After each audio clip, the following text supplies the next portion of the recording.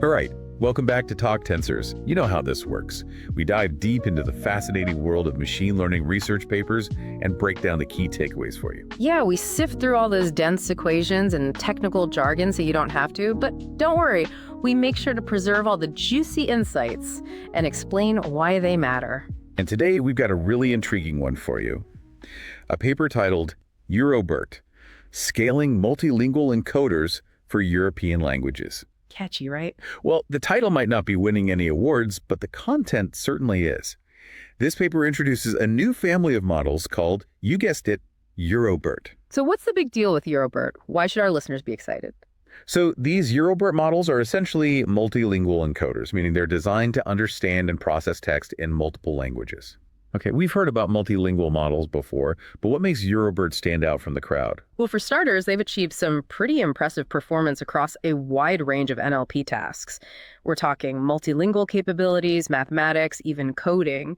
And get this, they can handle really long sequences of text, like up to 8,192 tokens long. Wow, 8,192 tokens. That's like a whole lot of text the model can digest at once. Exactly. It's a significant jump in terms of how much information these encoders can process.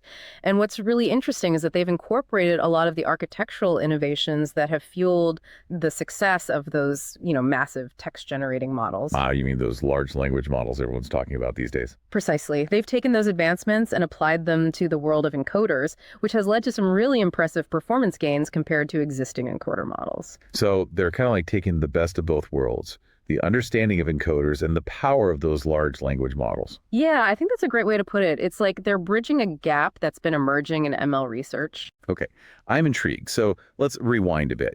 What was the motivation behind developing EuroBERT? What problem were the researchers trying to solve? Well, you see, there's been a bit of a divergence in recent ML research. On one hand, you have those generative decoder models, the ones that can produce text like those large language models. They've seen incredible progress. Yeah, those are the ones making headlines with their ability to write stories, poems, even code, right? Exactly. But then there's the other side of the coin, the bidirectional encoders.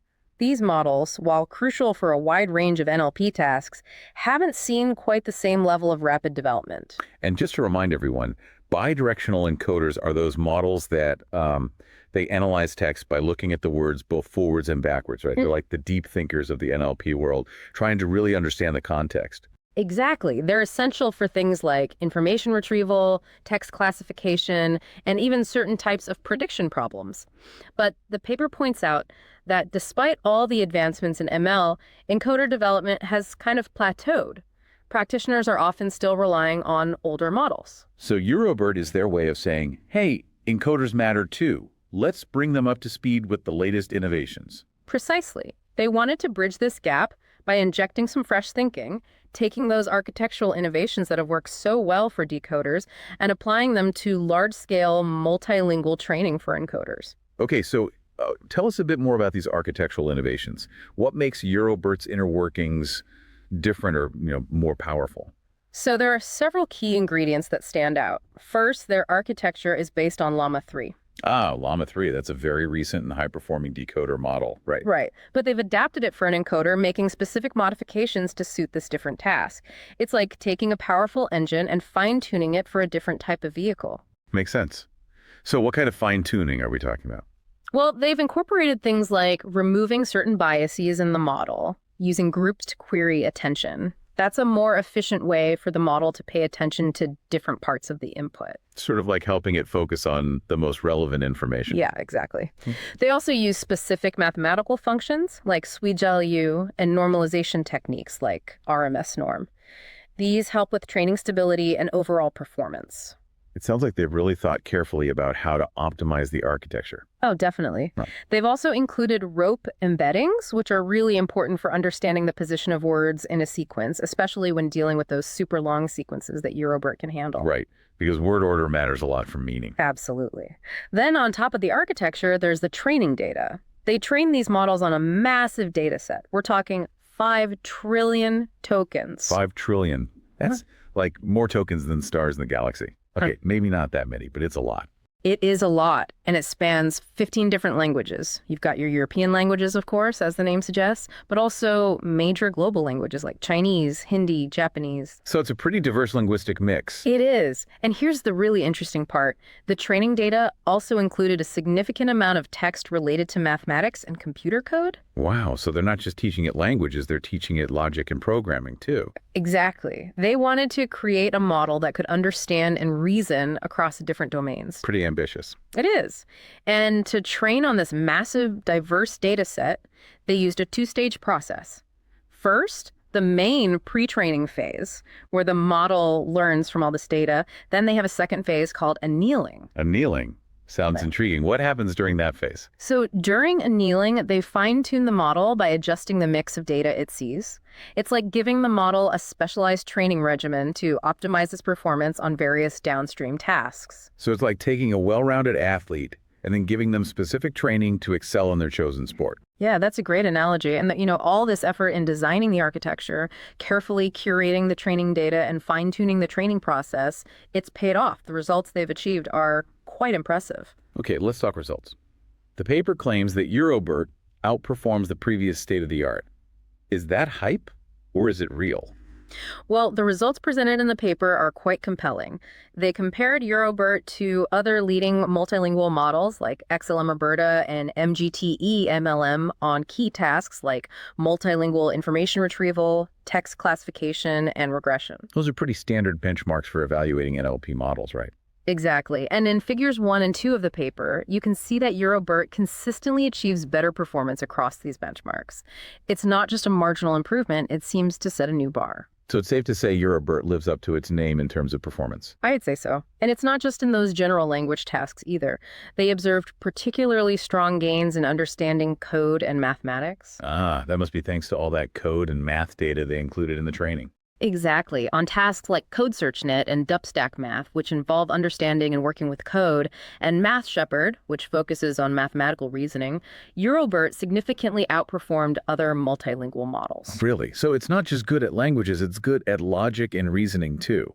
It seems so. It even held its own against some English-only models like modern BERT that were specifically designed for those domains. That's really impressive. To excel not just in natural language, but also in these more structured domains, it suggests a much deeper level of understanding. I agree. And the best part, the researchers have released these EuroBERT models in several sizes, with 210 million, 610 million, and 2.1 billion parameters. So researchers and developers can choose the model that best suits their needs. That's great for accessibility. Absolutely. Plus, they've made the intermediate training checkpoint and their training framework publicly available, which is a huge contribution to the research community.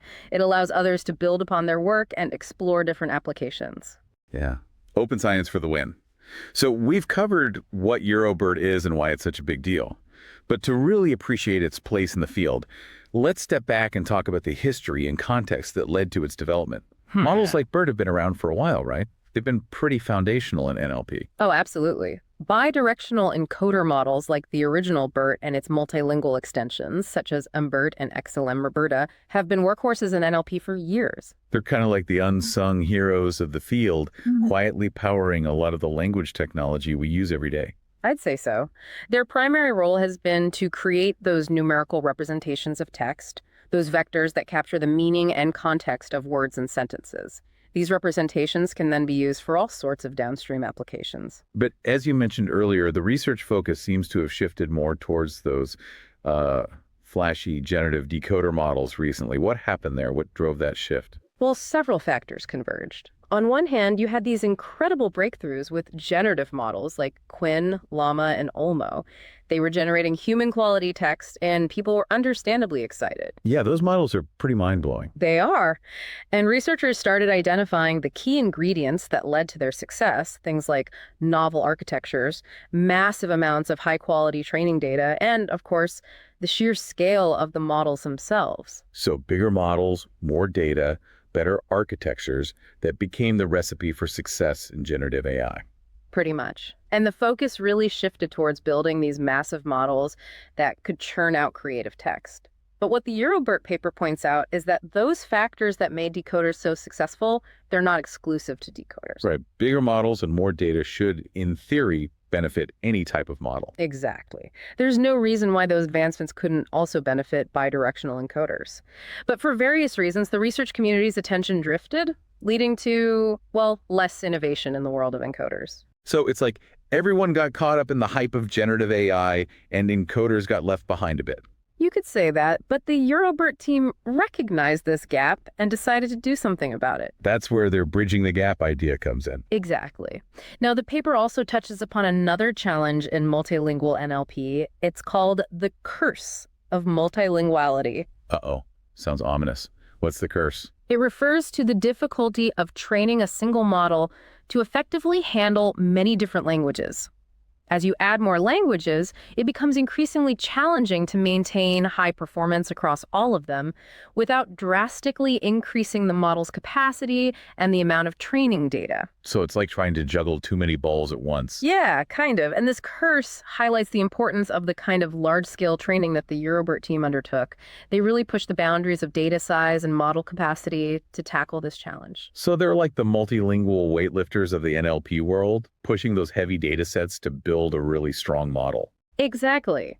And it's worth mentioning that before EuroBERT, there were other attempts to improve encoder models. Models like modern BERT and MGTE, for example, tried to scale up encoders, but they went beyond just increasing the number of parameters. What else did they do? Well, they incorporated some architectural improvements, like those we discussed earlier with EuroBERT, and they also started to allow models to process longer sequences of text. So they were kind of paving the way for EuroBERT. In a way, yes. EuroBERT builds upon this trajectory, but it really takes things to the next level. They revisited the entire encoder pre-training process using a higher masking ratio during training. That's where they hide more words and force the model to predict them, which helps it learn better representations. So it's like giving the model a tougher workout to make it stronger. Exactly. And they combine that with significantly more training data and those state-of-the-art architectural innovations. So EuroBERT is not just a new model, it's a culmination of all these advancements in encoder training. Precisely. It's a testament to how much we've learned about training these large language models and how we can apply those lessons to improve even the more traditional encoder architectures. That's fascinating. And the paper doesn't just stop at presenting the model and its impressive performance. They also conducted a series of ablation studies. Ah, yes, those are always insightful. For those who aren't familiar, ablation studies involve systematically changing different parts of the training process to see how each change affects the final model's performance. So it's like playing with the knobs and dials of the training process to figure out what really matters. Exactly. And the findings from these studies, detailed in Section 4 of the paper, are really interesting. They offer some valuable insights and point towards exciting new directions for future research. Okay, spill the beans. What kind of novel notions did they uncover? Well, one intriguing finding was about the impact of language distribution in the training data. They found that simply adding more multilingual data didn't always improve performance on cross-lingual information retrieval tasks. Really? So it's not just about quantity, it's about quality and balance. Exactly. It seems that having a well-balanced representation of different languages in the training data is crucial. And this raises a really interesting question for future research. What is the optimal way to mix languages in the training data to maximize cross-lingual transfer and overall performance? That's a great question. It's like finding the perfect recipe for multilingual model training. Exactly. They also looked at the trade-off between including code and mathematics data in the training and the model's performance on standard multilingual text classification tasks. So how did that go? Did adding all that code and math help or hurt? Well, it was a mixed bag. They found that including code and math data could improve performance on information retrieval tasks, but it actually seemed to slightly decrease accuracy on text classification tasks. So it's like the model is getting a bit confused, trying to be good at too many things at once. Yeah, kind of. And this suggests that there might be an inherent tension in trying to build a single model that excels at both natural language understanding and these more structured domains like code and math.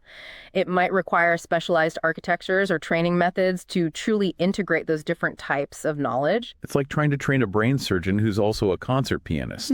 They might be really good at one, but not so much at the other. Exactly. Now, on a more positive note, they consistently found that using parallel data, text in one language paired with its translation in another led to improvements in performance. That makes sense. Parallel data is like a Rosetta Stone for models, helping them understand how different languages relate to each other. Precisely.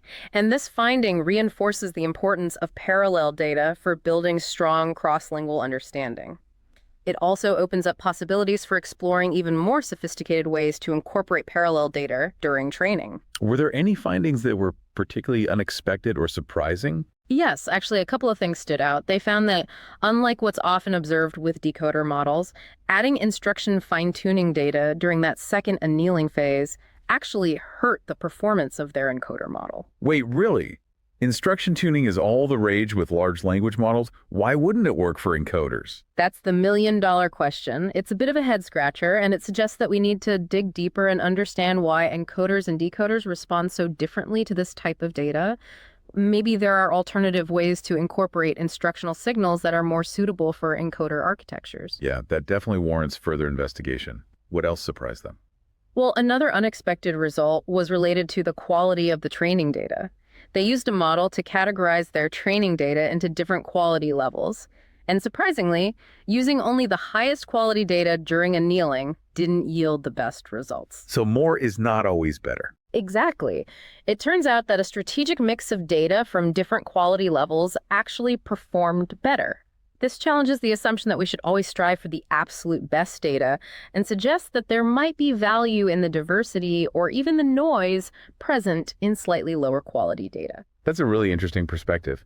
It's like saying that a little bit of imperfection can actually make a model more robust. Exactly. And they also experimented with adjusting the masking ratio, that percentage of words they hide during training. Right, we talked about that earlier. Well, they found that a higher masking ratio benefited information retrieval tasks, while a lower ratio was better for sentence classification, especially during the annealing phase. So it's like the model needs to focus on different aspects of language at different stages of training. Precisely. And finally, they saw significant benefits from using variable sequence length training during annealing. Instead of feeding the model fixed length sequences, they randomly cropped the training documents to different lengths. So they mix things up a bit, making the model work with both short and long chunks of text. Exactly. And this approach outperformed training on fixed length sequences, highlighting the importance of enabling models to handle long contexts effectively. It makes sense. In the real world, text comes in all shapes and sizes. Exactly. So all these findings from the ablation studies are like breadcrumbs leading us towards exciting new research avenues. So what are some of the key takeaways here? What are the novel notions that could really push the field forward? Well, I think there's a lot to be explored here. We need more research into those optimal language mixing strategies for multilingual training. How do we find the perfect balance to maximize cross-lingual understanding? And the trade-off between code math data and multilingual classification, that needs further investigation too. Can we develop new techniques to effectively integrate these different types of data without sacrificing performance on specific tasks? And the role of data quality, that seems like a whole new frontier to explore. It is. We need to move beyond the simplistic notion that more data is always better and really understand how data quality and diversity affect model robustness and generalization. And the surprising findings about instruction tuning for encoders, that's a mystery begging to be solved.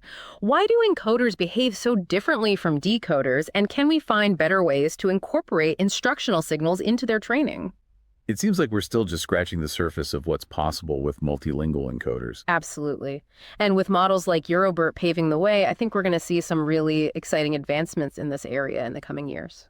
So given EuroBERT's success in bringing those decoder-inspired innovations to the world of encoders, what do you think the next big leaps might be?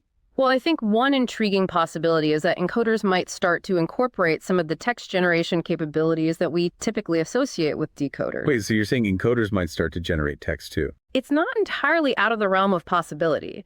Imagine encoders that can not only understand and represent text, but also generate targeted and contextually relevant information based on their understanding.